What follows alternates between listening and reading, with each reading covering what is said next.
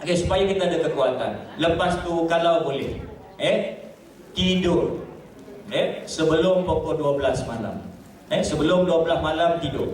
Tua, muda, kecil, besar, alung, nganga, kita pesan, mulai tahun ni tidur sebelum pukul 12 malam. Siapa-siapa yang tidur melepasi pukul 12 malam 3 hari berturut-turut, akan menyebabkan 30% fungsi fisiologi badan dia akan menyusut. 30%. Hari ni 12.30, esok 12.45, lusa pukul 1 pagi. Masuk je hari keempat, 30% fungsi fisiologi badan dia akan mula menyusut. Kecepatan berfikir, penglihatan dia, pendengaran dia, fizikal dia 100% akan susut 30%. Maka kita akan letih, akan lesu lah. Mana sebelum pukul 12 malam kena tidur, rumah gelap. Dan sebaik-baik tidur dalam lampu yang gelap. Dalam lampu yang gelap apa? Dalam kegelapan. Dah lampu mana gelap? Dalam kegelapan. Gelap, bilik gelap, itu terbaik. Cahaya gelap ni lah. Gelap ialah satu cahaya yang amat terang benderang. Orang kata gelap ni tak ada cahaya. No, kegelapan ialah satu cahaya yang amat terang benderang.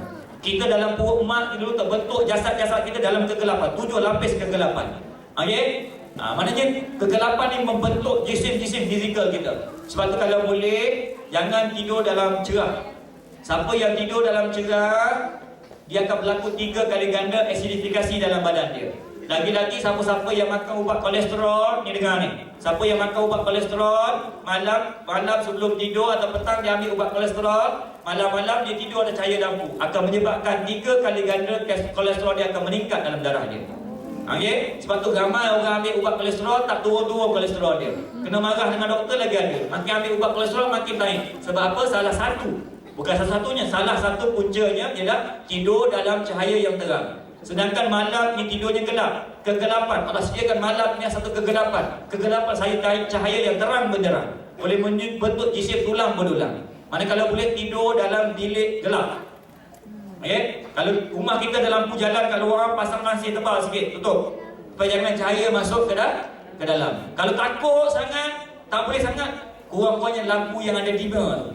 Yang boleh kecilkan, takut-takut nak bangun nak kencing. Kita ni kencing manis, malam-malam 2 kali bangun kencing kan. Dan terlanggar pintu, boleh pakai lampu yang dim tu kecil, halus sekadar nampak pintu bilik air dah lah. Betul tak? Ini yang kita lebat. Jangan sampai terang, lampu tu sampai 3 biji pasang. Itu sangat mudarat. Sebelum pukul 12 malam tidur, insyaAllah lepas tu bangun menjelangnya pukul 3 pagi. 3 pagi kena bangun.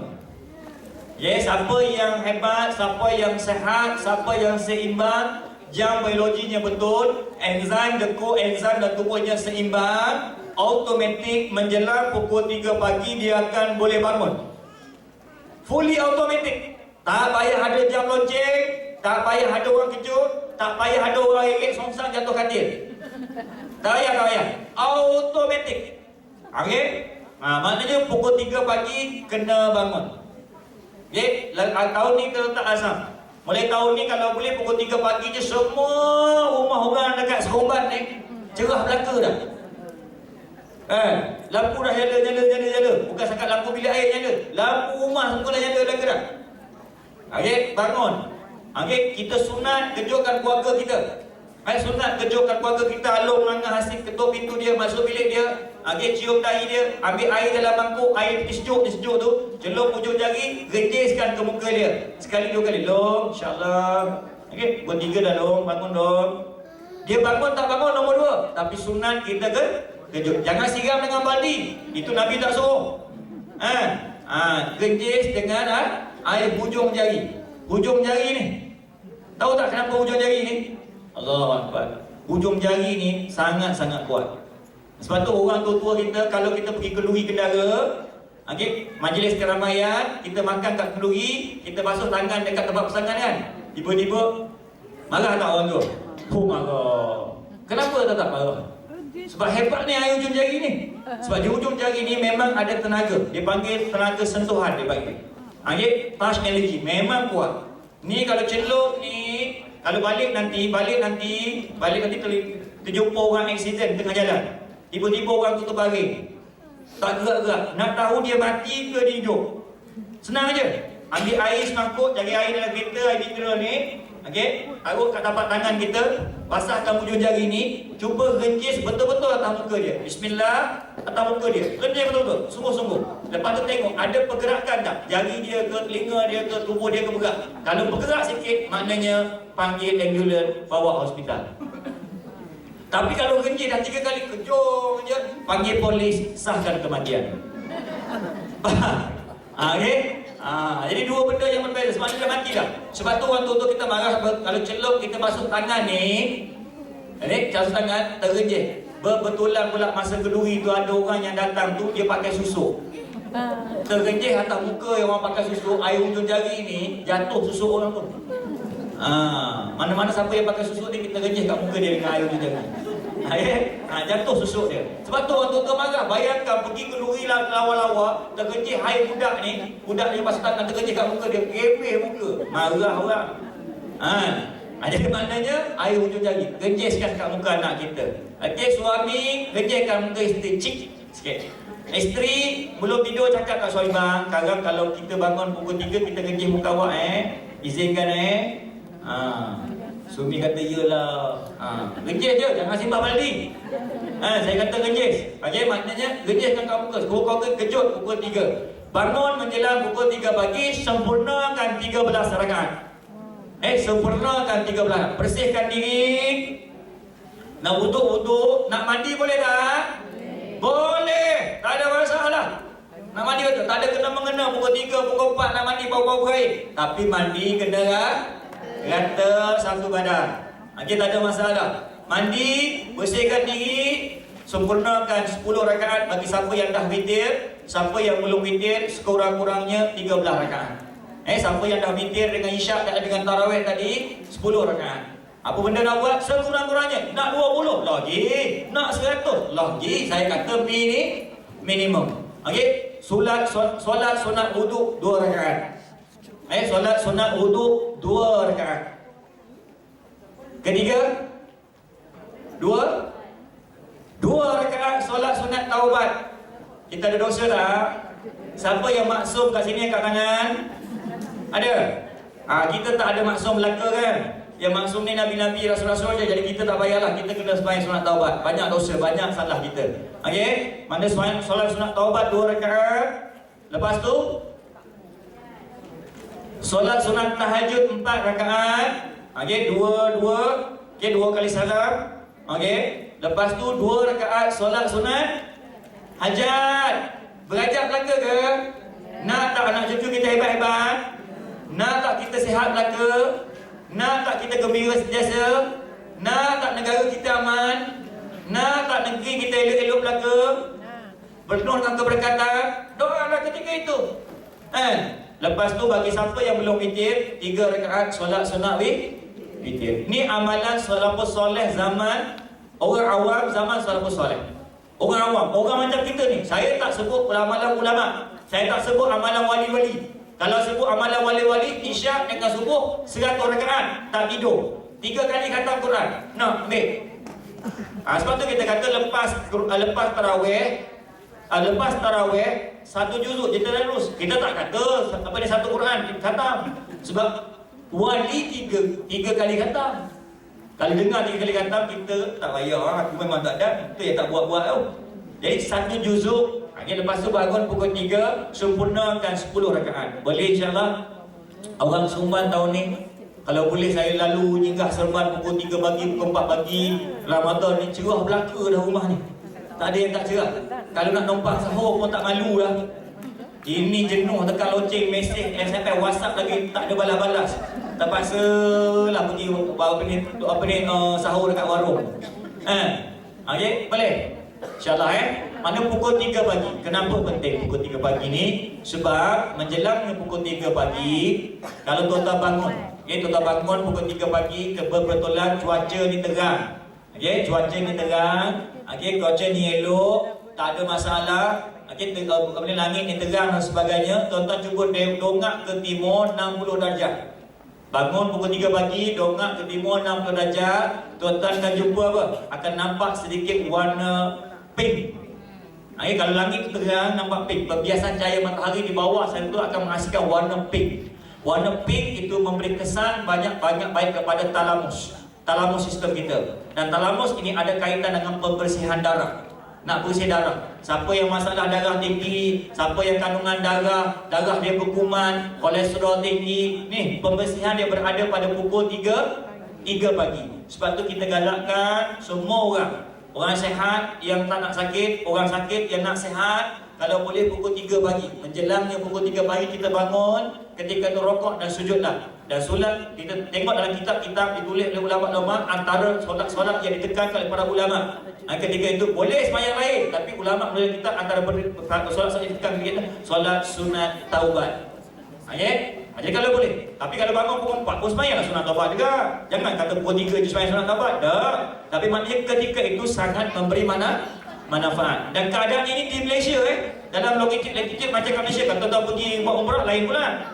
Jam waktu dia lain, perbezaan waktu dia lain. Maknanya pukul 3 pagi bangun. Bangun dengan segar buka, bukan main. Terus sampai habis 13 ataupun 10 rakaat, sambung sedikit bacaan Quran. Yang ini bukan tadarus. Yang ini bacaan peribadi. Ini baca sendiri boleh. Nak tadarus pun boleh, tapi alangkah baik baca sendirian dengan tadabbur. Dengan memahami maknanya. Kalau boleh. Kalau kita fahamlah, kata apa sekurang-kurang terjemahannya sedikit supaya menyentuh dalam hati kita. Sebab kita semua, kebanyakan kita ni tak reti bahasa Arab kan. Sebab kita dulu asal nak belajar bahasa Arab, dia masuk kelas pertama, cikgunya meninggal. Asal masuk kelas bahasa Arab, masuk je bab pertama, cikgunya meninggal. Jadi sebab tu kita tak reti bahasa Arab. Kita bukan tak nak belajar, cuma cikgunya meninggal.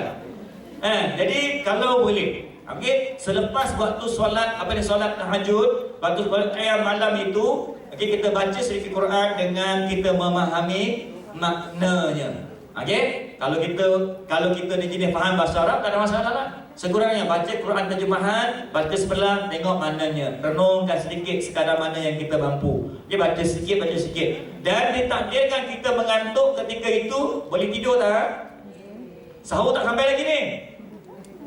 Kita semayang pelan-pelan semayang, kata dah pukul 4 suku. Sahur belum lagi ni. Boleh tak ngantuk sangat ni? Boleh tidur tak? Boleh tidur, tapi disarankan oleh para ulama dalam kitab-kitab bahawa, dan kita tengok secara klinikal psikologi pun memang benar apa yang mereka sarankan itu, tidurnya 1/4 lebih ringan daripada tidur sebelumnya. Kalau tilam kita 4 kaki, tidur lepas tu tilam sekaki lah. Kalau gebor kita 4 kilo, pakai gebor yang kain batik je. Faham tak? Ataupun di tempat kita solat tadi, kita baring tak bantal sikit, tidur yang lebih ringan. Jangan tidur betul macam mula-mula tidur nak malam tadi, dengan selimut, dengan apa semua sekali. Jawab dia, subuh kepagi. Maknanya tak boleh bertidur yang ringan. Dan pesan kepada keluarga supaya dia kejut. Dan bagi wanita, saya tekan pada wanita ni, dan juga suami yang sepatutnya masak makanan sahur. Yang patut masak makanan sahur suami, bukan wanita. Tapi wanita yang masak, ganjaran sangat besar di sisi Allah Subhanahu Wa Taala. Jadi bagi wanita ataupun lelaki yang masak makanan sahur, jangan jadikan alasan masak makanan sahur ini menjadi alasan untuk kita tidak qiyam pada waktu malam. Jangan jadi alasan. Allah masak makanan. Dan sebaik-baik sahur ialah makanan yang dilanjutkan daripada makan malam. Yang tak habis makan malam itu disimpan elok-elok, dipanaskan sedikit pada waktu malam dengan cara yang betul. Sebaik-baiknya kalau boleh masak malam tadi, masak makan malam tadi, kita masakkan lebih. Lepas tu separuh masak saja, asingkan dalam tupperware. Jangan masuk garam. Masukkan dalam tupperware lain, tutup kedap-kedap, simpan elok-elok. Yang nak makan ni masukkan garam, tutup api. Lepas tu yang kita simpan tadi itu yang kita panaskan dengan api yang kecil, masukkan garam, dah panas, masukkan garam, tutup api, kita makan So ini yang terbaik.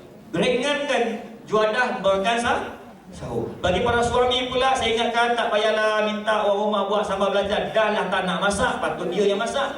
Minta sambal belacan pula. Allah Akbar, janganlah menyusahkan. Dan bagi yang siapa yang masak, jangan ada rasa tamat. Sambil masak, sambil panaskan lauk pun boleh sembahyang, tak ada masalah. Ampas jadah tepi betul dapur tu kan, ampas jadah. Panaskan lauk, api kecil. Allahu Akbar. Baca surah panjang sikit, rokok, naik rakaat kedua, macam angin dia. Ulur tangan, tutup, tak ada masalah. Faham tak? Okey, jangan ada 3 pergerakan je dah lah. Tutup tak? Tepi dapur tu tak ada masalah. Tapi kalau numbuk sambil belajar, sambil solat solat malam tak boleh. Faham tak? Bismillahirrahmanirrahim. Alhamdulillah. Ini numbuk sahabat tadi. Tapi kalau setakat nak pandangkan laut, boleh tak? Boleh. Apa betul tu? Ini bukan gurau tuan-tuan. Kita kena buat macam ni. Barulah akan datang kehebatan. Baru ada kekuatan pada kita. Roh keimanan akan datang. Rahmat Allah akan turun. Berkat Allah akan turun. Keamanan. Ketika itu doa kita, Allah pandang, Allah ubah keluarga kita, Allah ubah suami kita, Allah ubah isteri kita, Allah ubah anak cucu kita, Allah turun keberkatan, Allah betulkan zuriat keturunan kita. Ini yang kita nak. Siapa sini yang boleh jaga sampai ciak dia? Dia boleh jaga sampai ciak? Ada? Sampai ciak dia tu dia boleh jaga? Ada? Paling lama kita boleh jaga cucu, betul tak? Cicit tu sekali sampai orang. Sebagian orang boleh jaga cicit lah kan, sebab dia umur dia panjang 80-90, boleh jaga cicit lah, jumpa cicit. Dan sebahagiannya memang tak cicit, tak sempat jumpa, cucu je, betul tak? Jadi kita nak tak anak-anak kita baik? Nak tak cucu cicit kita hebat-hebat belaka? Nak tak cucu cicit kita jadi menteri-menteri? Nak tak jadi ulama-ulama? Jadi pemimpin-pemimpin mereka yang hebat, yang bantu kepada agama dan bangsa? Nak tak? Apa nak buat? Kita tak ada jaga dah, kita dalam kubur dah. Apa nak jaga? Ni amal-amalan soleh ni nak jaga. Kita ni hari ni mungkin baik-baik sikit. Nak kata baik sangat dah, baik sikit pada orang lain. Baik-baik sikit pada orang lain kerana mungkin amalan tok nenek kita dulu doa-doa dia yang mustajab dulu, ini yang jadi baik sikit pada orang lain. Dan kita buat anak cucu kita pula, ini yang kita kena bekalkan pada mereka. Doa-doa kita di 23 malam ni, terutamanya Ramadan. Yang di dalamnya ada apa? Ada apa? Ada Lailatul Qadar 1000 bulan, 80 tahun lebih. Siapa sini yang dah berdoa untuk cucu dia 80 tahun tak berhenti? Ada? Saya confounder sebab umur belum 40. Ayat nak buat macam mana? Yang umur 80, belum tentu 80 tahun straight berdoa, betul tak? Bayangkan 2/3 malam, jatuhnya malam Lailatul Qadar, kita doa keselamatan untuk anak cucu kita. Allahu Akbar. 80 tahun punya doa. Dalam 80 tahun punya doa itu satu je Allah pandang manfaat, keberkatan kepada anak cucu kita. Boleh insya-Allah bangun pukul 3, sempurnakan 13 rakaat. Lepas tu lepas tu apa lagi? Sahur. Sebaik-baik sahur ialah yang ringkas. Berapa banyak sahur boleh ambil? Sebanyak-banyak sahur 1/4 daripada makan malam. 1/4 paling banyak. Dan sedikit sahur, sekurang-kurang sahur, paling sikit sahur, 1/18 daripada makan malam. 1/18 air kosong seteguk. Itulah. Sebab tu jangan tunjuk aku tengok sebulan puasa sekali pun tak sahur, tak ada gastrik pun. Ini bukan tunjuk kuat tak kuat, ini keberkatan dalam sahur. Sebab siapa-siapa yang mengambil sahur secara berlebihan, dia akan mengantuk dalam waktu duha. Dan siapa yang langsung tak ambil sahur, dia akan mengantuk selepas zuhur. Siapa-siapa yang mengambil sahur berlebihan, dia akan beri keberatan daripada waktu duha, ngantuk tali akal kata. Siapa yang tak ambil sahur langsung, dia akan mengantuk selepas waktu zuhur. Dari mana sahur satu benda. Sebab itulah tidak ada puasa. Ulama klaim kita tidak ada puasa tanpa sahur, dan tidak ada sahur tanpa tidur dulu. Maknanya sahur ni tak ada pukul 12.30, pukul 1 pagi sahur sebelum tidur. Tak ada, tidur dulu. Dah bangun kemudian baru sahur. Dan sebaik-baik sahur, sebaik sahur berada di hujung waktu sahur. Hujung. Dekat-dekat yang terbitnya fajar itu. Cuma dekat kita, dekat sini amalan kita ada imsak. Jadi jangan lepas imsak lah. Takut terlebih. Itu suatu waktu berjaga-jaga. Imsak ni waktu berjaga-jaga. Mana di hujung-hujung. Dan seringkas saja sahur dia. Seringkas-ringkas yang mungkin. Dan kalau siapa yang tak nak sahur sangat, saya bagi sahur yang paling baik, paling hebat kat ni. Kita kaji secara nutri, kita kaji secara kandungan dos dia, kalori dia. Kita kaji secara karbohidrat yang ada, macam mana ditukar dalam tubuh kita, cukup untuk satu hari boleh beramal dengan sahur ni. Sahur macam mana? Sahur macam mana kita buatkan tadi, makan semasa sebelum solat Isyak tadi. Sebelum solat Isyak kita ambil apa tadi? Saya ajar susu segar, campur 3 biji kurma. Okey, buang biji elok-elok, selaput ambil, masuk ke dalam 1 cawan susu dalam blender, masuk 1 sudu madu lebah asli, blender sampai hancur, buat sahur. Ini sahur yang paling ringkas. Tak kena panas, tak kena apa dibuka dapur, tak kena tumbuk sambal belacan. Nak zuk terus. Dia fiber kurma cukup untuk kawal gastrik kat perut kita. Ini kalau orang gastrik sikit-sikit memang boleh puasa. Okey, dia akan membantu. Okey, lebih kesan yang sangat baik. Maknanya sahur yang ringkas di hujung. Boleh tak kita sahur hujung-hujung macam ni? Boleh lah. Tapi kalau kena sambal petai, sambal belacan lagi, okey, dengan ikan goreng, itu yang lengkap jelah gigi sembahyang subuh tu. La ilaha illallah, nak keluar tak nak? Nak keluar. Faham tak? Tapi kalau setakat tadi komo gosok gigi lebih kurang, dia keluar lah. Sebab kita dah blender hancur habis. Dah jadi macam jus kan. Okey, boleh tak tuan-tuan? InsyaAllah. Okey, sahur yang ringkas dan subuh. Okey, subuh. Okey, lelaki kejar. Yang perempuan ni ingat, lelaki tarik tangan dia, orang perempuan ni tarik tangan suami kita, tarik tangan anak lelaki kita yang balik, tolak keluar, suruh dia pergi masjid. Kenapa suruh pergi masjid? Setiap kali rahmat Allah turun, terutamanya Ramadan ini berkada pada turun ke dunia ini, Allah akan turunkan di Baitullah. Okey, turunnya rahmat. Rahmat ni apa? Akan menerbitkan keberkatan. Berkat ni apa? Menyelesaikan masalah kehidupan kita. Yang selesai masalah kita ni keberkatan. Okey, jadi kita dapatkan keberkatan ini turun kat Baitullah. Sebab tu siapa yang kerah hati dia cuba pergi Baitullah. Apa dia? Sampai ke saya turun saja pergi tengok je, dapat Masjidil Haram, dia apa jadi? Sayu tak? Sayu, Allah, rasa sayu sangat. Padahal tak terasa sayu macam ni, tapi tiba-tiba je. Allah Akbar. Berasa tak masa tu jatuh tak air mata? Allah, boleh tak berasa tu? Kita tolak sendiri je, segar dengan member sebelah. Tengok-tengok member tu lagi hinguh pun dah keluar. Kita ingat kita segar, kita air mata je, member hinguh dah keluar dah rupanya. Maknanya sayu kenapa? Keberkatan, betul tak? Keberkatan turun di Baitullah.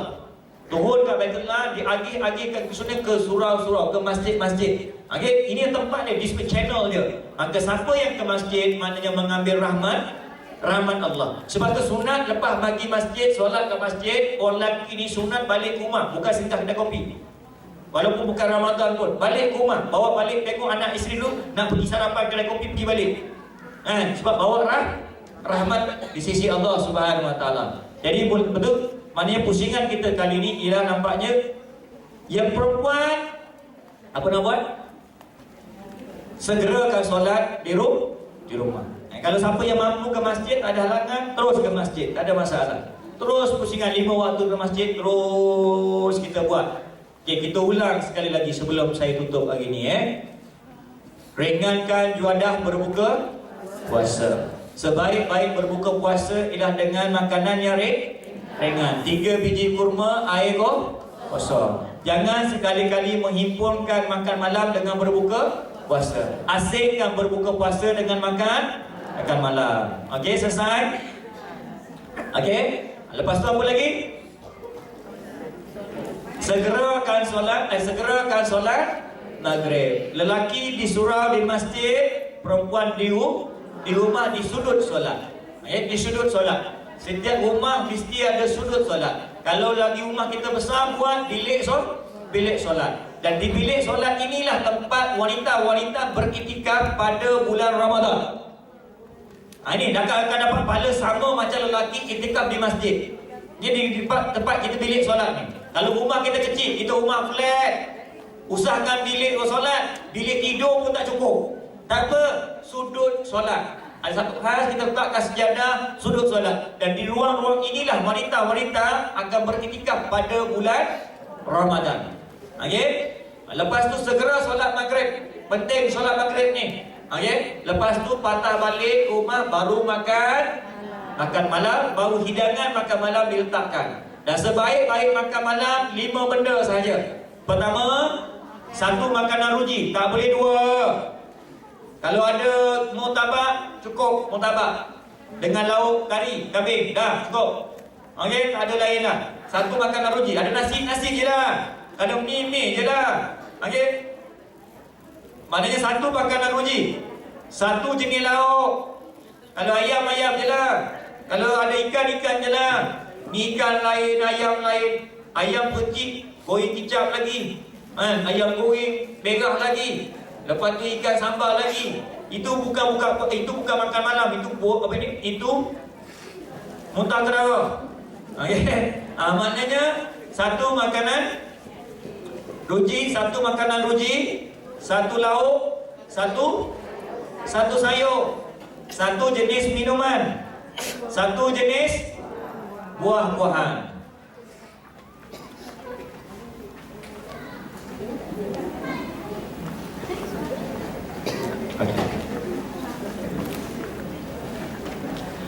Okey tuan-tuan, maknanya 5 jenis ni saja. Dan sebaik-baik makan malam kalau boleh ada buah-buahan. Ada buah-buahan. Okey, tak suka buah, boleh tukar ketika itu, blend sekali dengan air jadi jus. Okey, masa makan malam boleh ada jus. Okey, fresh juice. Okey, saya lupa nak cakap. Maknanya fresh juice. Jus jambu, jus mangga, jus apa-apa sekali lah. Bukan cordial Okey, elakkan menggunakan cordial. Sebab dalam cordial ada conditioner, dalam cordial ada potassium sulfate, dalam cordial ada citric acid, sangat memberi kesan. Dalam cordial ada emulsifier. Okey, jadi elakkan cordial. Kalau boleh ambilkan fresh juice. Dan sebaik-baik buah ialah buah tempatan. Berbuah atau tidak pokok di keliling kita ini berkadar dengan keperluan kita. Itu kena ingat. Dia tak akan berbuah satu pokok itu melainkan keperluan kita. Okey, sebab tu kalau saya cakap dalam kuliah-kuliah saya katakanlah kita ada 2 pokok, kita ada pokok rambutan depan rumah kita. Rumah kita ada pokok rambutan ni. Lepas tu jika kita ada pokok rambutan. Pokok rambutan kita subur, daunnya hijau, ya Allah, cantik sangat. Pokok rambutan jika kita ni ranting je, daun pun tak ada. Adalah 3 helai. Tapi apabila tiba musim buah, okey, pokok rambutan kita sebiji pun tak lekat buah. Yang pokok rambutan jiran kita ni, yang daun pun tak ada ni, buah selebat-lebatnya, siap kena tongkat lagi. Selebat-lebatnya. Maka kalau keadaan tu berlaku, jangan risau. Kita tengok saja jiran kita sebelah, kita kena bagi tahu dia apa? Alhamdulillah, syukur. Aku ni, kau ni kesian. Kenapa? Anak beranak kau rupanya tak cukup zat. Itu pokok rambutan kau berbuah. Aku ni, keluarga aku dah cukup zat, rambutan tu tak perlu lagi, sebab tu tak berbuah. Faham tak? Kesian dia, tak cukup zat. Sebab tu pokok berbuah tu tidak keperluan manusia. Kita dah mentang-mentang pokok rambutan tak buat, kita takik tu pokok rambutan tu. Ada berbuah atau tidak pokok buah-buahan ini berdasar keperluan kita. Jadi maknanya local fruit. Saya tanya tuan-tuan, cerita pasal jus ni. Antara buah apple dengan jambu batu, mana yang lebih baik? Antara dengan buah apple dengan jambu batu, mana lebih baik? Dua-dua baik. Jangan duk bergaduh lah. Dua-dua baik. Tapi mengikut lokasi kita nak makan. Sebab tu kita baca dalam jurnal, kadang-kadang dalam tulisan-tulisan teknikal, mereka mengatakan bahawa jambu batu 50 kali ganda lebih baik daripada buah apple. Kita cari jurnal yang lain pula, dia mengatakan bahawa buah apple 80 kali ganda lebih baik jambu batu. Mana satu betul ni? Dua-dua kajian, dua-dua ada uji kaji, dua-dua ada eksperimen. Jadi hari ini saya jawab tuan-tuan, bahawa buah ni kalau kita duduk kat Malaysia, memang saya setuju jambu batu lebih baik. Tapi kalau kita pergi Australia, apa lebih baik? Apple lebih baik dari jambu batu. Berbeza dengan longitude latitude kita ini berkadar dengan keperluan tubuh kita masing-masing. Boleh faham? Jadi sebab itulah saya harap pada hari ini kalau boleh, kalau boleh ambil local fruits. Kalau tak ada, buah apple pun boleh, buah orange pun boleh, tak ada masalah. Maknanya dua-dua pun baik. Janganlah sampai tak ada buah jambu, tak ada buah mangga, tu yang tak minum jus ni hari ni. Lagilah minumlah jus apple. Minumlah fresh orange. Sebab kalau maknanya buah tetap kena ambil setiap hari. Buah ni apa maksud dia? Tubuh kita memerlukan 4 benda yang dalam bab makan ni. Pertama, zat. Nombor 2, vitamin. Nombor 3, nutrisi. Nombor 4, mineral. Apa guna zat? Untuk kuatkan sistem imun. Apa guna vitamin? Untuk tingkatkan antibody. Apa guna nutrisi? Untuk balancekan hormon kita. Apa guna mineral? Untuk kuatkan enzim tubuh kita untuk bina sel baru. Ini benda dia sebenarnya. Itu yang kita makan ulang-ulang 4 kali hari itu sebenarnya. Jadi tuan-tuan dan puan-puan muslimin dan muslimat, maknanya 5 makanan semasa 5 benda semasa makan malam. Boleh faham? Lepas makan malam nak buat apa? Mandi. Dan saya ulang balik, tidak ada kena-mengena paru-paru berair dengan mandi malam. Cuma cara mandi kena betul. Cara mandi yang betul apa? Ratakan air daripada hujung rambut sampai hujung kaki. Biar sejuk kat kulit, sejuk sampai ke tulang. Mandi pelan-pelan, siram. Shower tak payah kuat. Kecil pun shower pun tak apa. Ratakan. Yang penting rata. Lepas mandi apa nak buat? Susu campur kurma, campur madu lepas segelas. Tak larang segelas, setengah gelas. Segelas bagi 2. 3 biji kurma. 3 biji kurma campur 1 sudu madu lebat, susu segelas, blender sekaligus, buang bijinya dulu. Dengan syarat masa buang biji, ambil seraput kat biji tu sekali pada biji kurma. Lepas tu terus solat Isya, diikuti dengan tarawih. Dan kalau kita buat macam ni, tarawih kita akan energetik. Walaupun kita rasa tak bertenaga, walaupun kita letih, walaupun usia kita dah 80 tahun, 60 tahun, 70 tahun, walaupun kita terawih kat kursi, tapi kita akan rasa tetap bertenaga. Ini yang kita nak, supaya kita rasa seronok. Keinginan kita timbul ketika itu. Lepas tu, lepas terawih, tadarus Quran. Tadarus, bukan baca sendiri. Tadarus ni orang lain baca, kita dengar. Kita baca, orang lain dengar. Itu maknanya tadarus, kita mendengar. Mendengar dan memerhati. Ada juga orang tadarus. Orang lain baca, dia tidur. Orang cuit dia baru dia baca. Itu bukan tadarus. Dan orang baca, dia tidur. Dah kau punya pula. Sambung kat mana? Mana muka surat berapa? Dia pun sambung baca. Yang dia pula tidur. Itu bukan tadarus. Tadarus ni sama-sama jaga, sama-sama perhati. Silih berganti macam lari 4 kali 100 tu. Itu maknanya namanya tadarus. Lepas tadarus, tidur awal sebelum pukul 12 malam. Kita nak lepas ni pukul 12 malam, orang Seremban, orang Negeri ni semua senyap sunyi belaka dah. Dan sebaik-baik tidur dalam bilik yang gelap. Dan ingat dengan adab tidur yang sempurna. Ini ingat Tidur, tempat tidur mesti 3 kali ganda lebih bersih dari pakaian pergi kerja. Ini pakai nak pergi kerja dengan perfume, dengan airnya, dengan apanya. Nak tidur, ya Allah, 8 hari pakai baju sama. Nak tak senang ni. Sedangkan dalam Islam, tidur, alas tidur, gebar tidur, baju tidur, bilik tidur 3 kali ganda mesti lebih bersih daripada kawasan lain. Sebab semasa jaga kita ada 5 geria. Semasa tidur tinggal 1 geria saja. Ada tak orang masa tidur boleh melihat? Boleh mata celik je. Boleh. Ada tu yang tidur telinga tu apa dengar? Ada tak? Ada tak masa tidur kita boleh bau? Tak percaya, balik lepas ni pergi cari orang, cuba ketuk tak muka dia tengah tidur. Tak ada apa. Berdekor gitu je lah. Sebab dia tak bau. Masa tidur dia bau, dia tak wujud. Dimatikan oleh Allah. Jadi dia bau, dia tak kuat. Mana dia bau pun tak ada. Telinga tak ada, mata tak ada. Yang tinggal bulu romong aja. Sebab tu ketika itu disarankan sebab tidur tempat bilik tidur kita, baju tidur kita mesti bersih.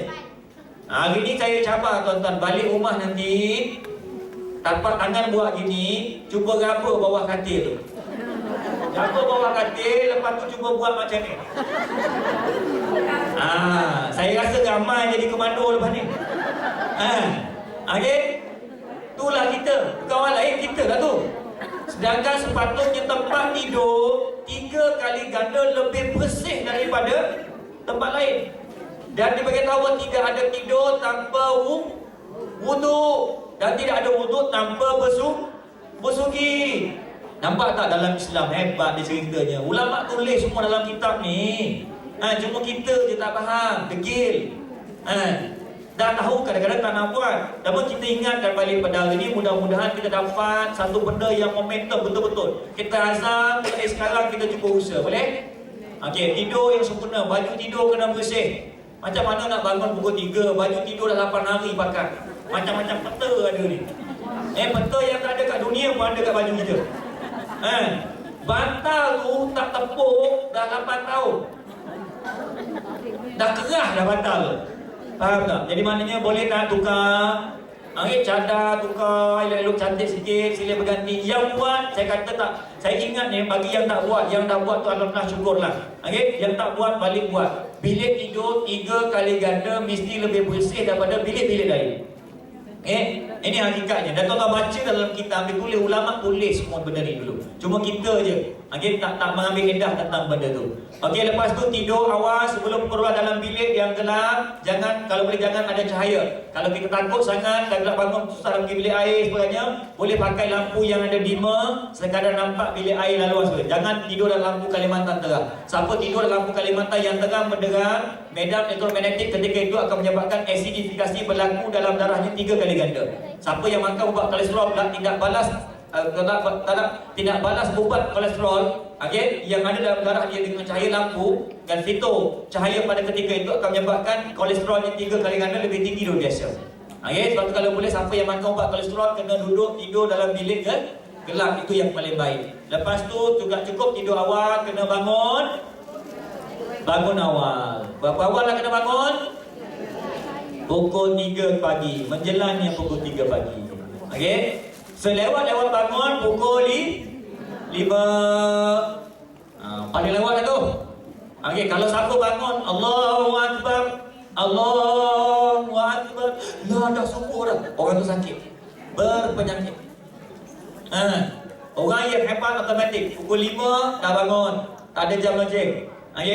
Pukul 5 rasa berat, tak larat, tak ada masalah, 4.30.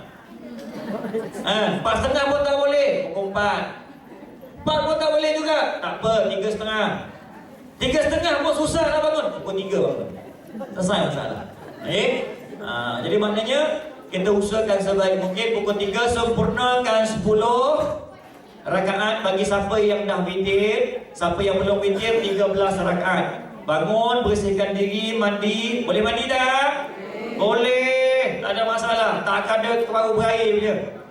Dengan syarat mandi dengan sempurna, rata air satu badan. Lepas tu mandi, lepas tu 2 rakaat solat sunat wudu, 2 rakaat solat sunat taubat, 2 rakaat 4 rakaat solat sunat tahajud, 2 rakaat solat sunat hajat. Dan kalau mampu, kalau belum buat fikir lagi 3 rakaat. Sebab tu lepas ni pagi-pagi sebelum sahur, nanti masuk Ramadan nanti kan.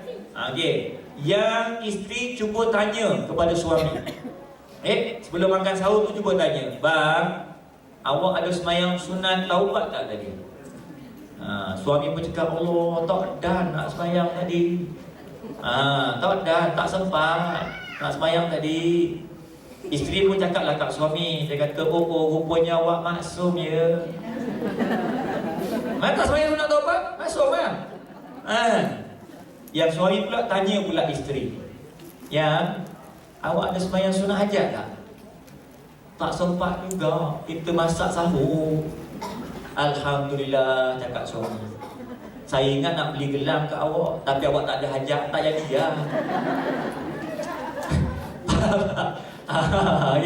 Jadi maknanya apa? Maknanya 10 rakaat, 3 rakaat, 13 rakaat bagi orang yang belum witir. Okey. Macam mana witir ni? Okey, simple je ulama bagi panduan dalam kitab kita. Bagi siapa yang confident, memang kebiasaan dia bangun awal, maka lebih afdal witirnya di mana? Di 2/3 malam, di hujung solat malam, hujung qiyam kita. Tapi kita ni dah 18 tahun tak pernah bangun malam. Tak dan saja, dapat ke subuh aja. Maka adalah lebih afdal witir kita sebelum tidur. Jadi pilihlah mana yang nak buat. Dan siapa yang dah witir tak payah lagi witir. Okey, tak apa, maknanya 3 bangun, lepas tu sedikit bacaan Quran. Sedikit. Apa banyak sedikitnya? 1 juz. Sekurang-kurangnya 2 muka surat. 2 muka surat, 1 line. Sekurang-kurangnya dengan tadabbur. Dengan tadabbur, dengan rasa rendah diri dan rasa cuba memahami maksud-maksud firman-firman Allah. Kalau kita tak faham bahasa Arab, tak apa, baca pelan-pelan, tengok terjemahan, pelan-pelan sikit-sikit. Okey, kalau siapa pandai bahasa Arab, teruskanlah pelan-pelan baca, beransur-beransur sikit, tak perlu banyak, supaya kita merasai kalamullah ini masuk dalam hati-hati kita. Okey, kalam Allah ni ada nur, ada cahaya. Okey. Lepas tu boleh tidur tak kalau ngantuk? Sahur tak siap lagi. Boleh tidur tak? Boleh tidur. Tidur yang kadang macam mana? 1/4 lebih ringan daripada tidur sebelumnya.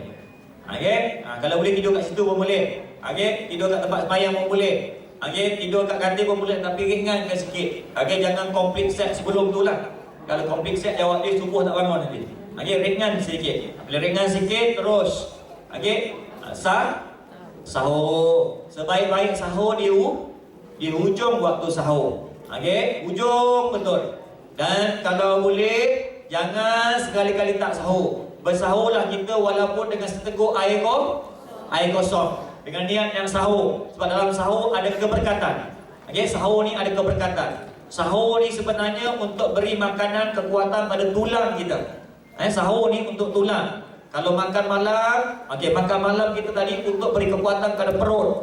Kalau kita buka puasa beri kekuatan pada hypothalamus. Makan malam untuk beri kekuatan pada perut. Dengan liver kita. Kalau sahur ni untuk beri kekuatan pada tulang kita. Sebab tu siapa-siapa yang terlebih sahur dia akan mengantuk waktu duha. Banyak sangat makan sahur mengantuk waktu duha. Siapa yang tak sahur langsung dia akan mengantuk waktu selepas waktu zuhur. Mengantuk tak ada angkat mata nanti. Lepas tu kalau boleh sebanyak-banyak sahur ialah 1/4 daripada makan malam. Jangan berlebihan sahur. Sebaik-baik sahur ialah 1/14 daripada makan malam. Dan antara saranan kami dalam kajian yang kita buat untuk mencukupkan untuk kekuatan tulang kita pada pagi, pada siang hari itu, untuk menegakkan tulang belakang kita boleh beraktiviti fizikal dengan kuat, kita cadangkan ambil apa? Segelas susu campur dengan 3 biji kurma yang dibuang bijinya, campur 1 sudu madu lebat di blender, hancur terus buat sahur. Dan kalau ambil ni tak payahlah makan lain. Ni ambil nasi 2 pinggan lagi, itu melampau, itu muntah ke dalam. Itu ekstrim, teroris. Pengganas. Maknanya dia tidak elok. Kalau dah ambil ni tak payah. Pilihlah nak bersahur makan boleh. Agak besar pilih yang ni tadi. Salah satu daripada dia. Saya.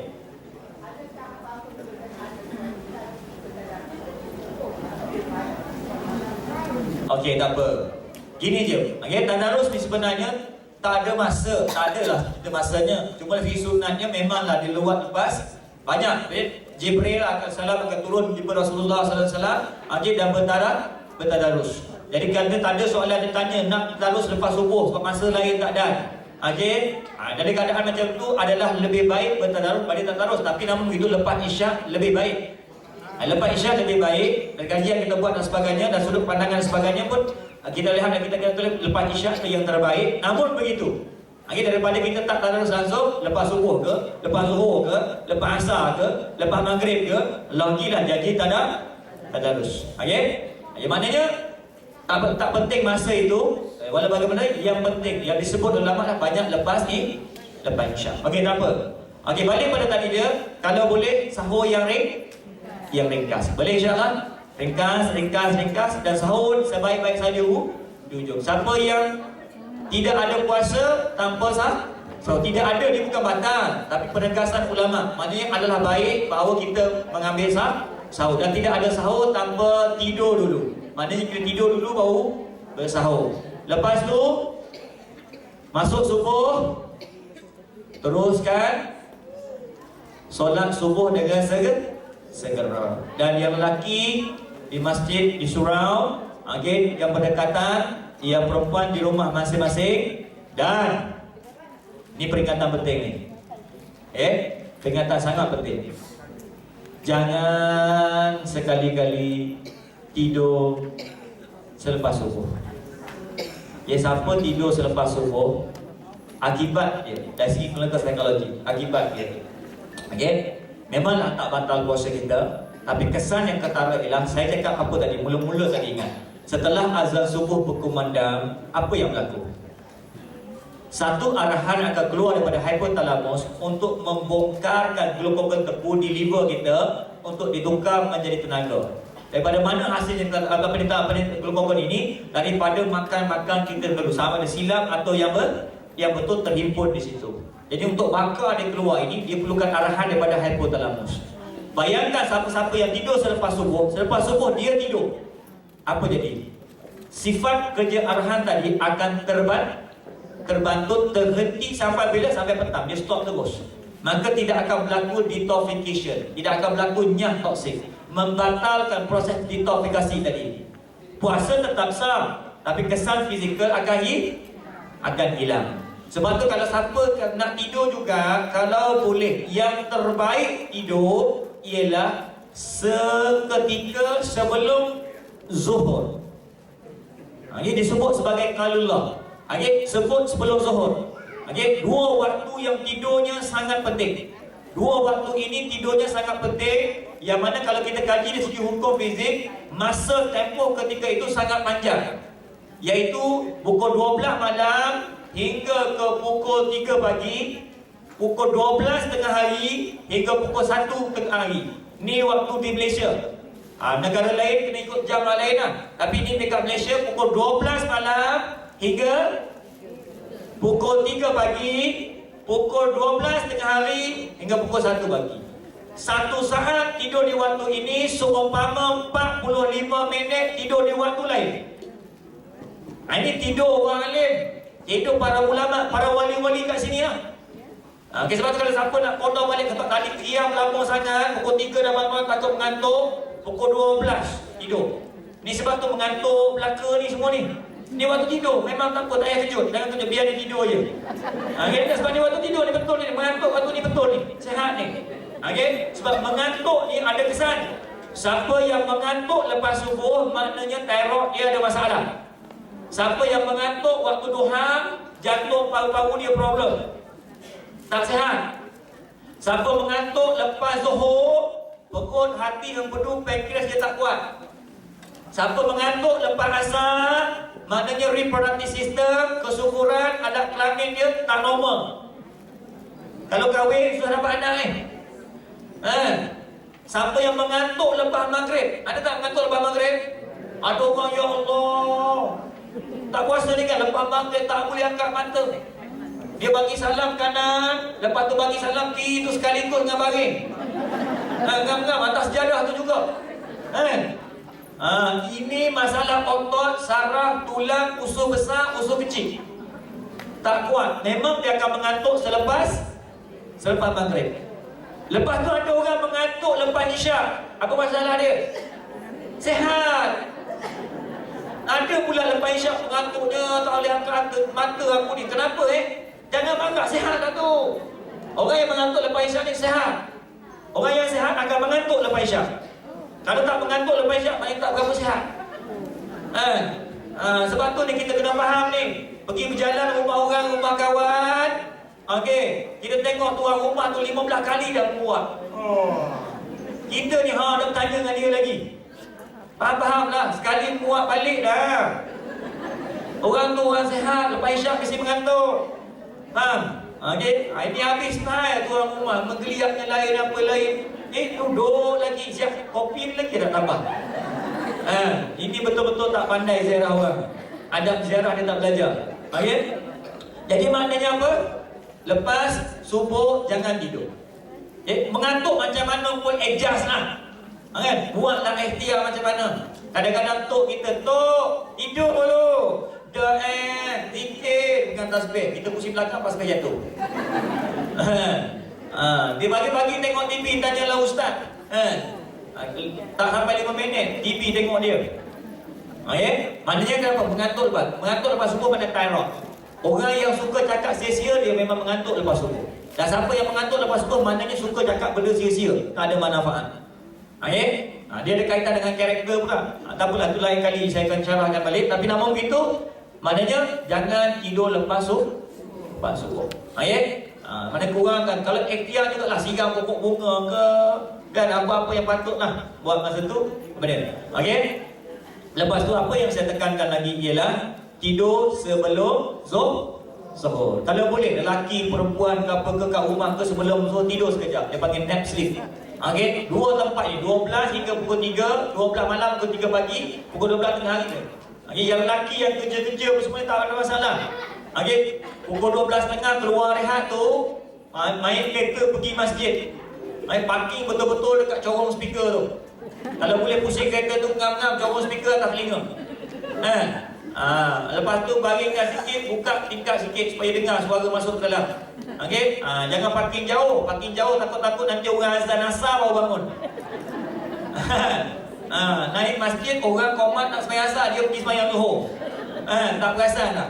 Lama sangat. Jadi maknanya dengan tu, walaupun bayangkan dah 1 second 45 minit.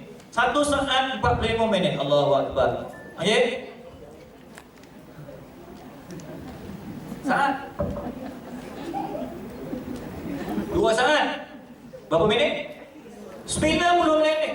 1 jam setengah nak tidur. Bayangkan kalau dapat 5 minit. 5 minit kali 60 saat kali dengan 45 minit. Berapa? Banyak hari tidur. Itulah tidur waktu itu. Sebab tu ulama-ulama ambil masa, ambil peluang tidur waktu itu. Dan tulis dalam kitab mereka memahami benda ini. Kita je tak ambil iktibar. Sebab tu kalau tuan-tuan pergi madrasah saya pukul 12.30 semua tidur. Pukul 12 je, habis kelas 8.45, pukul 12 tidur belakang. Dengan ustaz-ustaz pun tidur. Sampai ada orang datang cari saya, dia kata kenapalah madrasah ni ustaz pun tidur tengah hari. Saya kata memang saya suruh tidur. Ini waktu tidur. Tak percaya tengok dalam jadual. Tengok dalam jadual ada waktu tidur. Ngam-ngam ada waktu tidur. Pukul 12 hingga pukul 1. Waktu tidur. Sebab tu waktu tidur ni waktu tidur rohani. Tidur yang membetulkan balik sistem kita. Maknanya jangan tidur selepas subuh. InsyaAllah mana pelan-pelan kita buat. Kalau mengantuk, ikhtiarkanlah apa yang betul. Jadi saya rasa kalau dah pusingan semua sekali, Allahu Akbar. Hebat tak? Hebat Boleh tahu ni? Mohon hormat. Dan kalaulah kita buat semua benda ni, perlu tak kita cari mana lagi Lailatul Qadar? Perlu tak kita cari? Tak payah carilah. InsyaAllah Allah akan jemput kita menemui Lailatul Qadar. Betul tak? Jadi sebab itulah saya nak tekankan betul tuan-tuan. 1 Ramadan ni kita nak masuk apa? Madrasah, betul tak? Madrasah ni apa? Sekolah. Madrasah ni sekolah. Madrasah kehidupan nak jadi turning point ni. Dan biasanya anak-anak kita kalau nak masuk sekolah buat preparation tak? Buat persediaan tak? Begitu juga kita ni nak masuk Ramadan ni. Berapa hari lagi? 20 hari lebih lagi ni nak masuk ni. Bila nak sedia? Tunggu 1 Ramadan. Tunggu 1 Ramadan? Tak, sekarang ni kena sedia. Sekarang ni hari ni kena start ni. Balik keluar dewan ni dah kena mula buat persediaan. Boleh? Minta tolong buat persediaan. Persediaan apa yang nak buat? Apa yang nak buat ialah persediaan yang paling utama ialah kita kena mula belajar puasa hari ni. Maknanya siapa yang dah buat istiqamah dengan puasa Isnin Khamis, tolong tukar puasa Isnin macam kita belajar hari ni. Siapa yang belum mula puasa Isnin Khamis, mulai hari Khamis ni start boleh. Semua sekali ni dalam lewat azam letak. Boleh tak boleh nombor 2 letak. Aku mulai Khamis ni nak start puasa Isnin Khamis. Okey, dan cara puasa aku macam mana aku belajar hari ni. Okey, cuaca yang sikit dengan waktu maghrib yang cepat, makan malam, mandi, lepas tu ambil kalau ada kemampuan ambil susu segar, lepas tu solat Isyak, lepas solat Isyak sembahyang sunat tasbih. Boleh?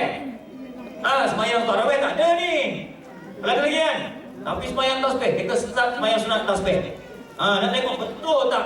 Dr. Isyam ni kata kalau buat macam ni ada kekuatan. 300 tasbih boleh habis tak 2 rakaat ni? Kita cuba kali ni. Training kan? Nak masuk sekolah buat persediaan ni. Okey, ditakdirkan tuan-tuan, kita ni susah nak buat Isnin Khamis. Tak larat lah.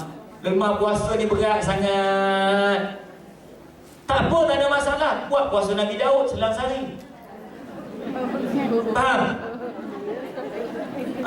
Dah kata Isnin Khamis ni berat, tak berapa nak dan. Buat puasa Nabi Daud selang sehari. Hari ni puasa, hari ni dak, hari ni puasa, hari ni dak, hari ni puasa. Mesti boleh dapat kan? Maknanya apa saya? Berat juga puasa Nabi Daud. Puasa hari-hari ya. Puasa Rejab Syaban terus. Jadi maknanya kurang-kurangnya Isnin Khamis, siapa yang dah mula kekalkan. Cuma cara kita, siapa dah buat macam ni boleh kekalkan, siapa tak buat boleh belajar buat macam ni supaya kita buat persediaan. Boleh orang Sulaiman insya-Allah. Okay, insya-Allah kita start proses Isnin Khamis boleh. Dalam puasa ada kehebatan. Dalam puasa ni akan menerapkan detoksifikasi. Siapa yang ada penyakit semasa puasa, penyakit 3 kali ganda boleh lebih cepat sembuh. Okay, dalam puasa ni ada kecerdasan fikiran. Siapa yang nak belajar semasa puasa, pembelajaran 3 kali ganda lebih kuat. Siapa yang nak kekuatan fizikal yang lebih kuat 3 kali ganda, dia puasa. Okay, semua ini ada kaedah. Semua haiwan ni Allah cipta apabila dia sakit dia akan puasa. Pernah tak jumpa kucing kita tak nak minum susu? Tak nak makan friskies? Tak nak makan, duduk je. Rupa-rupanya mesti dia keracunan. Apabila keracunan dia akan puasa. Susu tak nak makan, friskies tak nak makan, bagi ikan tak nak makan. Biasa kucing kita ni tengok ikan, misai dia cenging naik terus. Ini tengok ikan, misai jatuh ke bawah. Kenapa? Kena fahamlah bahawa dia sedang puasa. Kucing pun pandai puasa. Kita lebih lagi patutnya pandai puasa insya-Allah Jadi kita belajar boleh insya-Allah menghadapi Ramadan. Kita mula sekarang. Jangan tunggu satu Ramadan. Satu Ramadan jangan tunggu. Nak start satu Ramadan berat. Sebab itulah seminggu pertama Ramadan semua macam kain buruk. Jadi janganlah kalau boleh tahun ni start je Ramadan kita dapat kekuatan 3 kali ganda. Fizikal kita, kesihatan kita, pemikiran kita, kefahaman kita, kesungguhan kita, motivasi kita 3 kali ganda. Boleh insya-Allah? Itu yang harapkan. Jadi sebab itulah muslimin dan muslimat yang saya dikasihi Allah Subhanahu Wa Taala. Sebab itulah kalau kita buat usaha bersungguh-sungguh supaya kita dapat manfaat yang besar. Yang masa ada lagi saya bentangkan kepada tuan-tuan buat puasa ni, buat yang nak puasa ni, dan saya tekan kepada kaedah yang saya tekan tadi. Kalau siapa-siapa yang ada soalan, nak rontakan soalan, nak tanya dan sebagainya, kita boleh muzakarahkan hari ni, supaya kita dapat manfaat puasa yang besar pada masa datang. Jadi saya buka kepada tas ini, siapa-siapa yang nak tanya, ada mic dah, minta mic satu ekstra. Secara sepintas lalulah. Yang mana saya boleh jawab, yang tak boleh jawab berkaitan dengan saranan saya pada hari ini. Mungkin kita tak jelas dan sebagainya. InsyaAllah. Bismillah. Bismillahirrahmanirrahim. Assalamualaikum Ustaz. Saya nak tanya berkenaan dengan minum susu campur kurma, campur madu tu. Kita ada makan masa buka, makan malam dan je boleh macam tu je ke? Maksudnya? Maksudnya kita tak payah makan benda lain. Okey, masih. Itu soalan tanya. Gini. Puan kita tanya, boleh tak kita buka puasa dengan cara susu campur kurma, campur madu lebah ni? Tak nak ambil yang lain-lain. Boleh tak? Boleh. Jawapan saya mudah je. Kalau larat, lagi ya. Kalau mampu, boleh. Sebab ketiga-tiga tadi itu mencukupi nutrisi, mineral, vitamin dan juga zat yang kita perlukan. 3 tu dah ada semua dalam tu. Cuma secara adatnya kadang-kadang kita ni orang Melayu kalau tak masuk nasi, nampaknya tak makan. Selagi tak ada nasi tak makan. Itu yang jadi isunya. Tapi kalau tanya saya soal cukup tak cukup, mencukupi. 3 benda tadi tu kalau dia ambil 3 kali, mencukupi. Ini tak ada masalah. Cuma bergantung juga keselesaan diri. Sebab kita anggap benda tu luar biasa lah. Tak jadi kebiasaan. Sebab tu kalau boleh peringkat permulaan, janganlah turun macam tu. Buat sikit bertalih. Kalau kita rasa boleh bertahan, teruskan. Soalan dari segi nutrien, mineral, zat dan juga vitamin yang ada dalam tu cukup untuk kita survive sepanjang hari. Itu saja sebenarnya. Lagi soalan? Saya. Mike? Ni suara orang dia memang orang bersuara kan.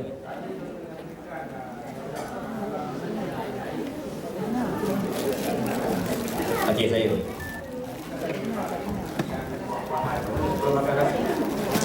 Terima kasih. Mike mau sampai. Terima kasih. Okey, Cik Rauf tanya. Dia tanya, dia kata tadi kita sarankan ada dalam makan malam tu ada buah-buahan. Okey. Jadi adakah keperluan kita untuk makan buah ni sebelum makan atau selepas makan? Okey, ini jawapan saya ya. Dalam kitab ditulis oleh dalam adab makan dan sebagainya, disarankan oleh para ulama bahawa kita makan buah dulu. Walaupun dalam konsep nutrisional barat disuruhnya kita makan buah lepas sebab dia fiber dia kata. Tak apa, ni hujah yang saya beri. Rasionalnya saya amat bersetuju dengan apa yang disarankan oleh para ulama kita bahawa kita makan buah dulu. Selepas tu baru kita makan makanan yang berat. Kenapa? Sebab simple saja. Ingat buah, ingat vitamin. Ingat buah, ingat vitamin. Kita perlukan vitamin. Tubuh kita kan perlukan 4 benda.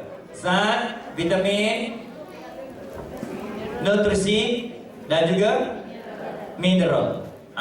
Buah ni membekalkan vitamin kepada kita. Apa tujuan vitamin? Untuk jadi pengimbang kepada antibody. Sebab tu kalau kita pergi klinik, pergi hospital, kita ni kena bisul. Kena bisul. Lepas kat punggung kanan, punggung kiri, lutut kanan, lepas lutut kanan, lutut kiri, tawah bisul tu. Sampai kan doktor ni perasan, kalau tengok muka kita je, bisul kan. Asal kita bisul, asal bisul kita lah tu. Sampai gitu sekali. Maknanya doktor akan bagi tahu bahawa tuan ni sebenarnya kena penyakit bisul berulang-ulang kali kerana kekurangan antibody. Antibody tak kuat, sebab tu berulang-ulang kali penyakit yang sama. Maka ketika itu doktor akan prescribe kita apa? Doktor akan bekal kita apa? Multivitamin. Betul tak? Dia akan bagi multivitamin untuk kita ambil consume multivitamin. Kenapa multivitamin? Sebab multivitamin boleh meningkatkan antibody kita. Maknanya buah tadi sumber antibody, sumber vitamin semulanya. Jadi sekarang kita tengok maknanya buah ini mempunyai sifat antioksidan dan beri penekanan kepada antibiotik dalam tubuh kita. Jadi sekarang ni kita lama tak makan, kosong perut tak, daripada sarapan sampai ke tengah hari. Apatah lagi dalam puasa, pagi sampai ke petang. Apabila perut kita kosong, acidifikasi berlaku dekat perut. Apabila acidifikasi berlaku dekat perut, apa berlaku? Akan lahirnya, akan termerebaknya bakteria.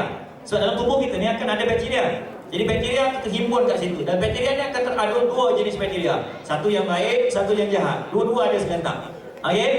Jadi apabila kita makan buah, sebelum kita makan buah, buah ada vitamin. Apabila buah ada vitamin, dia masuk tubuh kita, dia menguja kita punya antibody, menghasilkan beberapa antibiotik baru, meredam bakteria-bakteria yang jahat. Maka dia redam, kuranglah daripada 1 juta, 1 bilion bakteria jahat tinggal mungkin 500 ekor. Yang tinggal yang baik, yang elok. Lepas tu kita makan nasi, satu kebaikan yang besar. Sebab tu sebelum ni pernah tak kita makan nasi tak kenyang-kenyang? Pinggan pertama tak rasa apa, pinggan kedua tak rasa lagi, pinggan ketiga baru rasa sikit-sikit. Kenapa? Sebab pinggan pertama, apabila kita ambil buah, bakteria banyak. Apabila masuk saja makanan, siapa yang makan dulu? Bakteria makan, dia kenduri. Pinggan kedua bakteria lagi, pinggan ketiga baru sampai ke perut kita, baru berasa. Mana zat makanan diserap oleh benda lain. Sebab tu rasionalnya dalam Islam memakan buah sebelum makan. Sebab tu kalau kat mana-mana tempat saya berjalan, saya buat program-program, kadang-kadang orang sediakan jamuan. Lepas sediakan jamuan, makan-makan tu dia akan ambil sepiring buah, dia bukan ulur. Dia letak kat tepi meja kita. Dia kata, doktor, cuci mulut. Betul tak? Saya ambil buah tu, saya tonjok kat mulut. Jadi orang tercengang tengok belaka. Jadi saya kata, iyalah. Dia kata, kenapa doktor tonjok tak makan?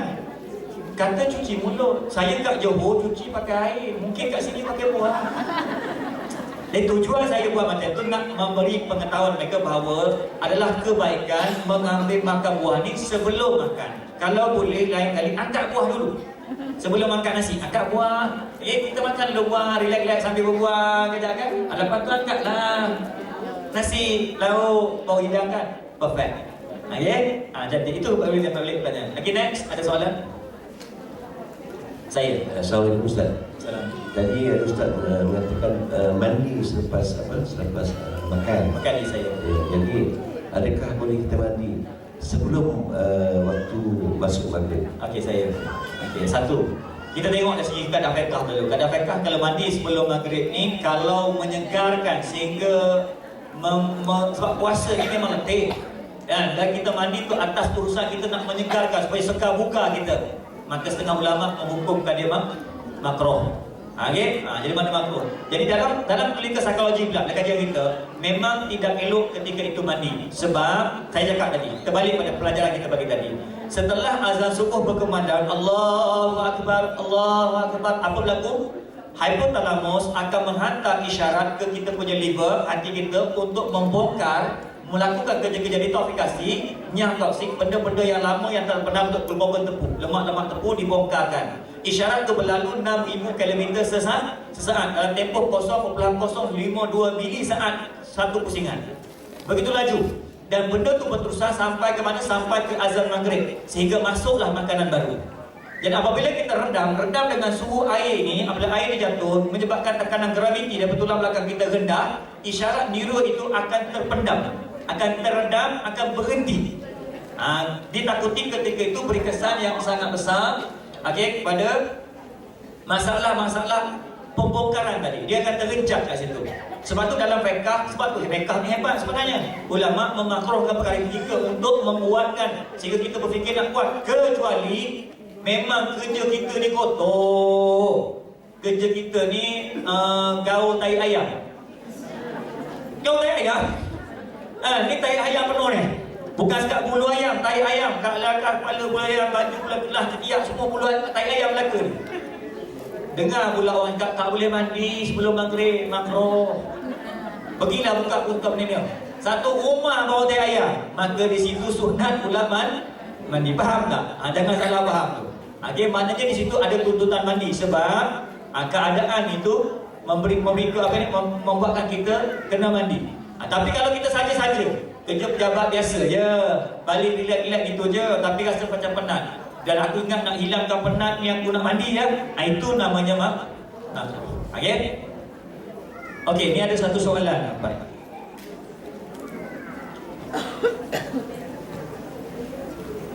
Bagus soalan ni. Okey, sahabat kita ni tanya, boleh tak berikan tips?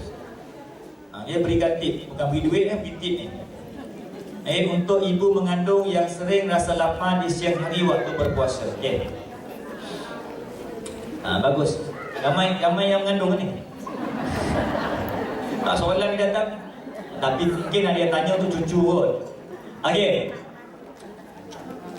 Sebab tu saya kata, kenapa saya suruh ambil susu? Kenapa saya suruh ambil kurma? Kenapa suruh ambil madu? Sepanjang masa dalam tubuh kita ni, komposisi bahan ini, tubuh kita ada immune, antibody, hormon, enzim yang memerlukan sifat nitrogen, oksigen, hidrogen, karbon pada keseimbangan 96%. 3% nitrogen, 60% oksigen, 10% hidrogen, 18% karbon, campur 18%. Dan semua benda ini berkadar dengan apa? Kandungan apa? Zat, vitamin, mineral, nutrisi dan mineral. Jadi sebab itulah untuk imbang, apabila benda ni kurang je, nitrogen sikit dia kurang, kita akan tak seimbang, neuroaktiviti kita akan terganggu. Kurang saja oksigen, lagilah teruk kita. Kita akan berperasaan, kita akan marah orang, nafas kita tercungak-cungak. Habis itu juga kurang saja kita punya hidrogen dalam bernalin dalam badan kita kurang. Kita akan rasa tidak selesa, kita akan rasa pening, suhu badan kita akan meningkat. Kita punya hormon akan tak balance. Begitu juga mineral tak cukup, kita akan hilang kekuatan fizikal. Nak bergerak pun tak boleh. Jadi begitu. Sebab itulah saya mencadangkan 4 benda tadi, 3 benda tadi yang mengandung keempat-empat bahan ini. Sebab itulah kalau tanya saya tipnya kena buat macam tadi lah. Bagi ibu yang mengandung, maknanya menjadi satu kemestian dia. Bagi dia, kalau dia nak segar, nak sempurna, nak rasa balance sepanjang hari, apa nak buat? Sebelum Isya, ambil susu segar, fresh milk. Susu ada 3 jenis. Dekat pasaran. Pertama, fresh milk. Nombor 2, full cream. Nombor 3, low fat. Tak nak low fat, tak nak full cream, tak nak. Ini susu artificial, susu 3-in-1, bukan susu. Yang nak susu ialah fresh milk. Sebab tu susu fresh milk ni mahal. Cuba pergi tengok kat supermarket, kan mahal. Double, kadang-kadang triple daripada harga full cream, low fat ni. Mana susu ni, susu yang paling baik. Lagi baik susu kambing kalau mampu lah. Kalau tak mampu tak apalah, susu lembu pun tak apa. Maknanya susu segar segelas, kurma 3 biji. Kurma saya bagi 4 jenis kurma tadi yang terbaik. Cari 4 jenis kurma ni. Masa panjang lagi nak puasa ni. Yang terbaik ajwa. Dan saya dah kata ajwa kalau makan banyak-banyak sakit. Poket sakit. Mahal. Tukar kepada mabrum. Kalau tak nak majwa, mabrum murah sikit harga dia. Mabrum pun tak mampu, tukar kepada Safawi. Safawi tak mampu, Mariami. Mariami paling teruk lah. Dia punya sempadan. Bawah Mariami lagi. Sebab kurma ni ada kategori-kategori dia. Ni bukan brand Yusuf Tayyub tu penjual kurma. Bukan jenis kurma. Ini jenis kurma.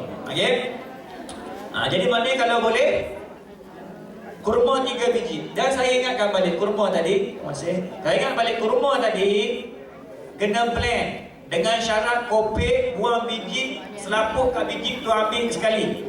Sebab membran kat selaput biji tu 65% kebaikan kurma berada di selaput dekat biji tu.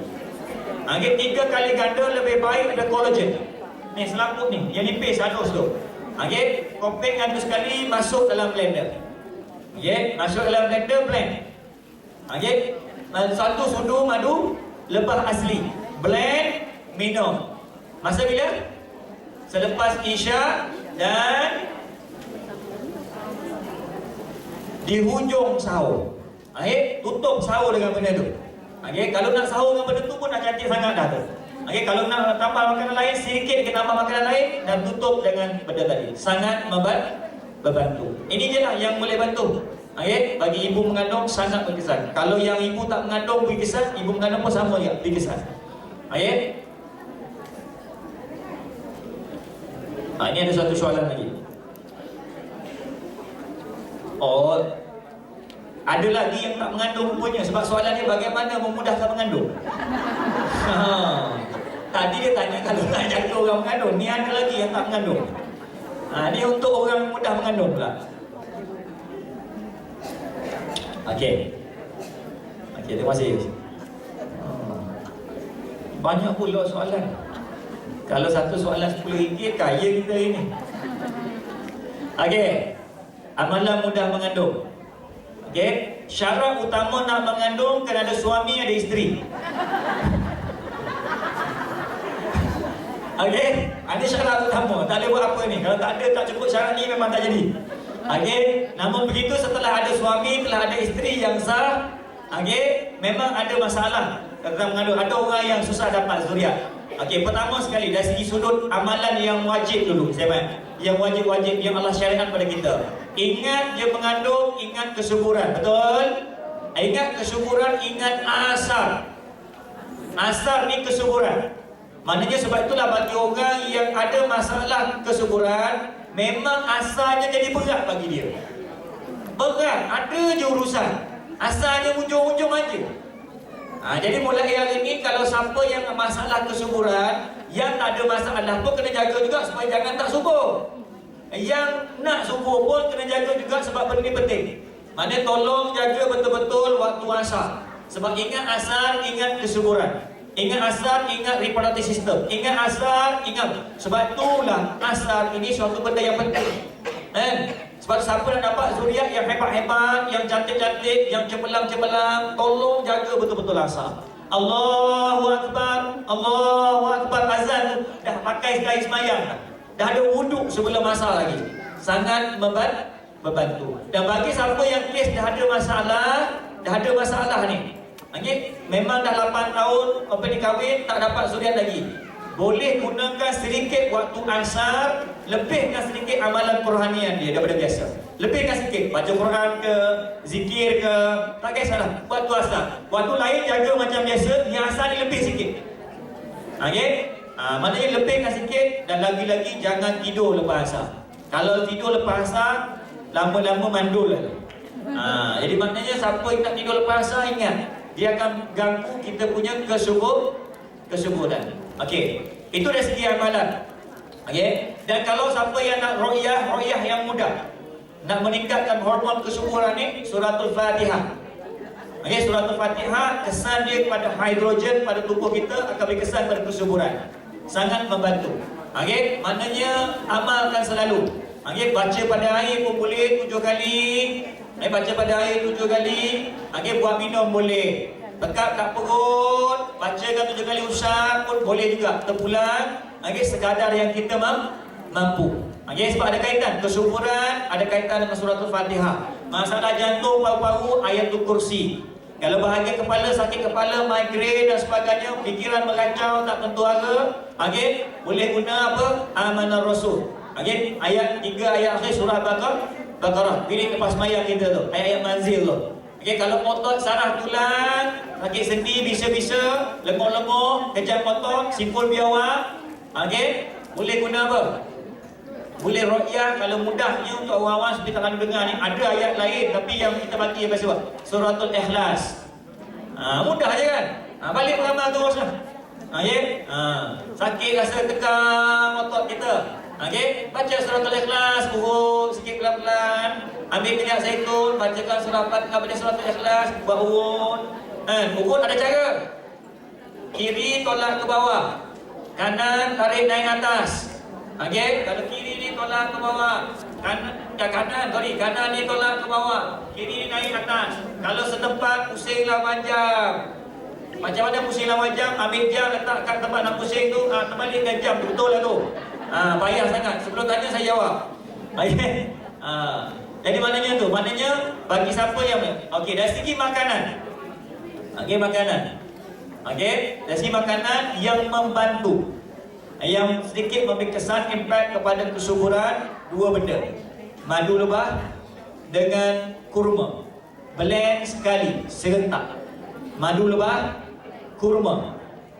Kurma macam 4 jenis kurma tadi. Setiap kali ambil 3 biji.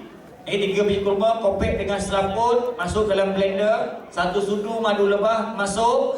Okey, dalam blender, masukkan air setengah gelas, blender sampai lumat.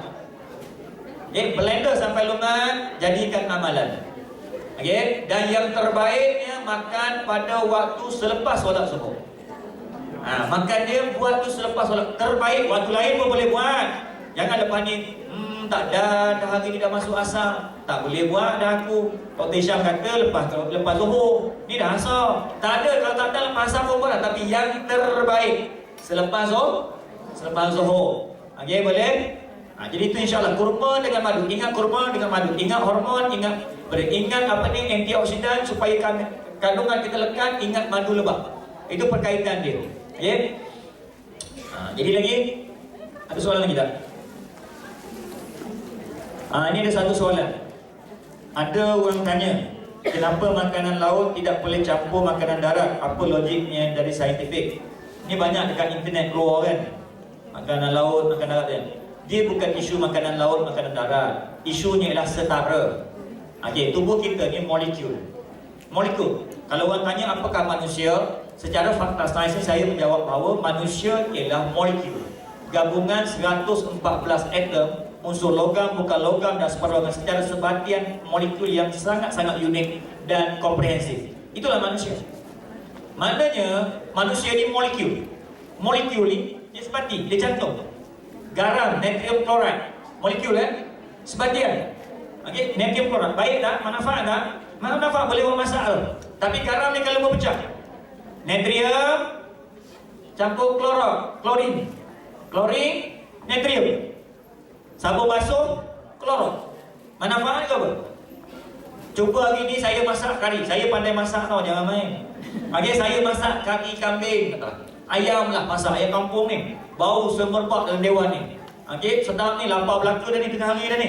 Okey, tiba-tiba saya ambil 3 sudu sabun bris, tuang dalam gulai ni. 3 sudu klorok, tuang dalam gulai ni. Nak makan? Tak nak makan lah, sebab apa? Mana itu garam lah tu. Natrium chloride, sodium chloride campur 2, memang garam. Pecah 2, racun. Okey, faham tak maksud dia? Jadi maknanya apabila kita nak makan, kita ni sebatian. Maknanya kita kena makan sebatian. Tak boleh makan ion. Jadi laut dengan darat ni berbeza charge dia. Begitu juga antara bukan setakat laut, darat dengan darat pun tak boleh campur. Bukan setakat tu, dalam dunia herba pun kena faham. Berapa ramai hari ni kita dekat pasaran tak faham. Kita baca dalam hadis Nabi disebut, habatus sauda, ubat segala penyakit kecuali mati, ilasam, kecuali mati. Oh, hebat habatus sauda. Dan fakta saintifik ada, memang habatus sauda memang baik, betul tak?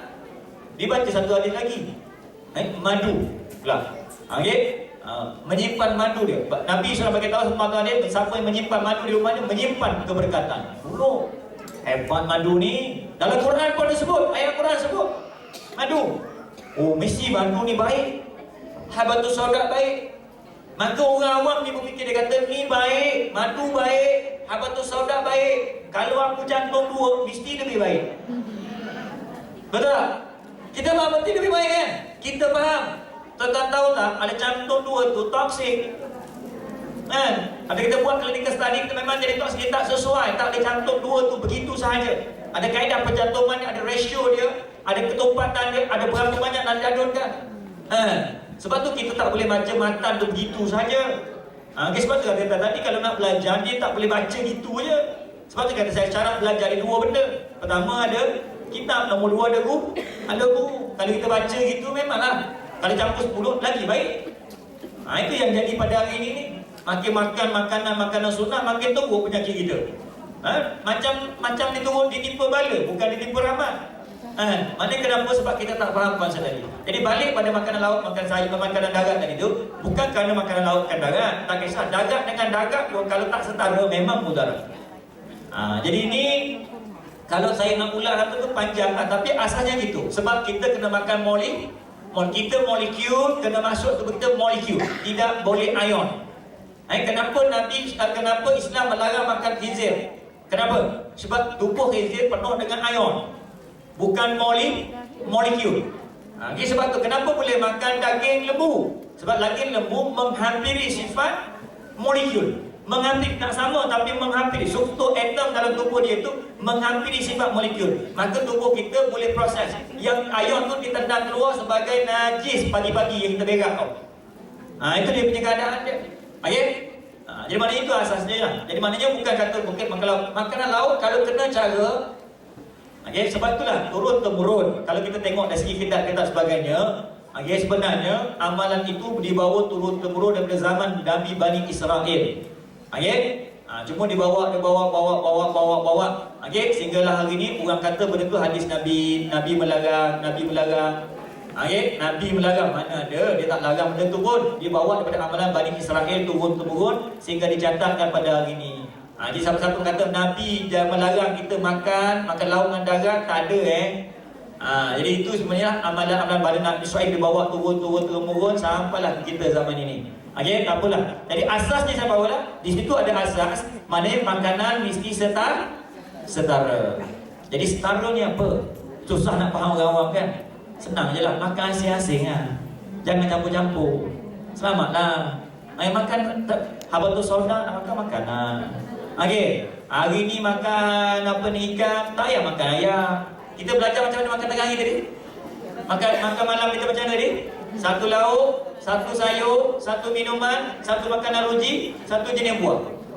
Akan terkena tak masalah ni? Tak terkena dah masalah ni. Okey? Lagi next soalan saya. Ada mic tak? Aku tak dengar. Okey, kejap. Ada mic. Aku tak dengar. Satu saya tak dengar, nombor dua orang lain pun nak tahu juga soalan apa.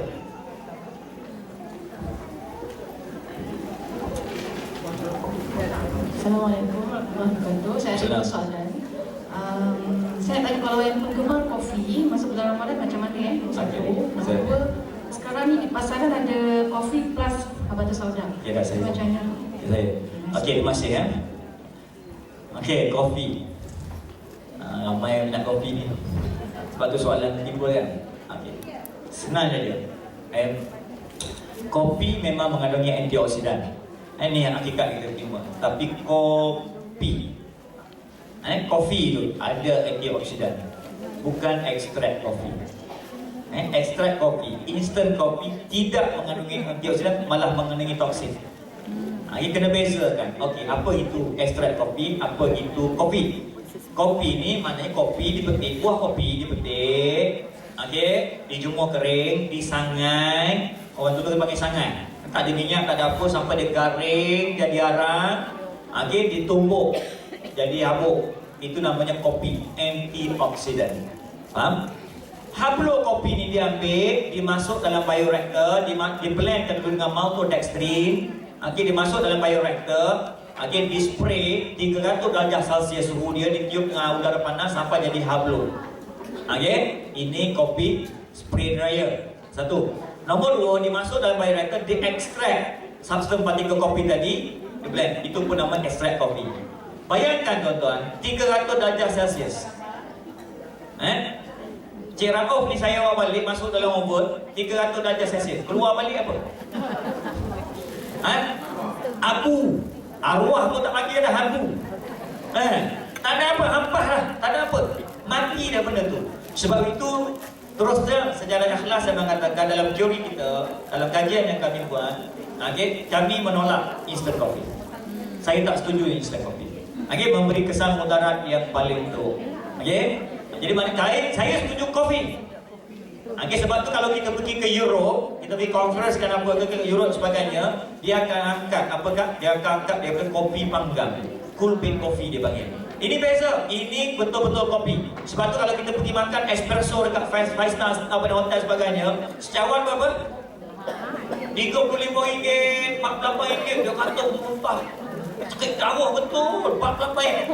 Bukan pakai instant coffee, dia pakai ditabur ke atas tu sikit tu. Itu cool bean coffee. Itu kopi betul, itu antioksidan. Dan semua di Europe sudah tidak boleh jual instant coffee. Yang boleh jual di Europe ialah cool bean coffee ni. Kilang dia kat Malaysia tapi export market. Jadi maknanya yang nak makan laku ber. Apatah lagi kalau 3 dalam 1, 2 dalam 1, 37 dalam 1 yang baru saya buat. Campur. Tuan-tuan tengok ekstrak kopi ni sifat dia meresap, menyerap. Campur dengan habatus sauda. Positif dengan positif. Apa jadi? Sebab tu saya tak terima. Lagi-lagi pula taruh gula putih pula dalam tu. Sebab tu kalau nak blend kan, saya pernah buat artikel 2 tahun lepas berkaitan dengan nak deliver herba dalam bentuk sachet ni. Kita tidak advance dalam bentuk kopi. Kita advance dalam plate, dalam susu plate. Susu putih masukkan ekstrak tongkat ali, boleh? Powder susu ni masukkan, blendkan dengan mahkota dewa. Yes. That's the approach yang paling betul lah. Kalau kopi saja, kopi itu sendiri akan memusnahkan herba tadi. Yang kita makan dah dapat gula lah. Lepas tu kita sibuk dengan kencing manis. Kita makan tu bertenaga sampai berpeluh-peluh tu. Berpeluh-peluh itu sebab gula tepu pankreas ni, ya Allah, tertekan, stres tu nak rempeskan insulin, nak hancurkan gula, jus macam lagi, sehingga kita rasa panas, berpeluh-peluh rasa tekan, boleh gerak kita sampai 200 km. Sebenarnya dengan tekanan, kita tak nak tubuh kita dengan tekanan boleh bekerja. Kita nak dengan homeostasis dan keseimbangan. Itu perbezaan dia. Sebab tu saya nyatakan dengan keras bahawa terpulang pada tuan-tuan nak terima atau tidak. Kalau tanya saya pasal instant coffee, saya tak setuju. Jadi itu sajalah pada tu. Dan soalan kedua apa tadi? Habis kan? Dah kan selesai kan? Jadi insyaAllah tuan-tuan, kita akan yang berhormat yang mulia Datin akan sampai sekejap lagi. Jadi saya mengharapkan tuan-tuan tak payah berganjak tempat duduk masing-masing. Okey, untuk kita majlis perasmian dan penutup. Okey, jadi itu saja yang saya dapat kongsi pada hari ini. Mudah-mudahan yang baik itu dapat memberi manfaat kepada kita semua. Balik, tak penting kita banyak kita catat, banyak kita dengar, tapi sedikit kita faham, balik kita amal, kita akan dapat manfaat. Yang baik datang daripada Allah Subhanahu Wa Taala. Okey, yang buruk datang daripada Allah juga. Tak kelemahan kejahilan saya mohon ampun dan maaf. Mudah-mudahan kita akan dapat berjumpa pada masa akan datang. دستورنا القرآن وديننا الإسلام أركانه الجليلة دعائم الفضيلة ويا الشهادتان كعيدة إيمان والصوم والصلاة وحج والزكاة. Our guide is the Quran, our religion is Islam. 5 noble pillars upholding what is virtuous to make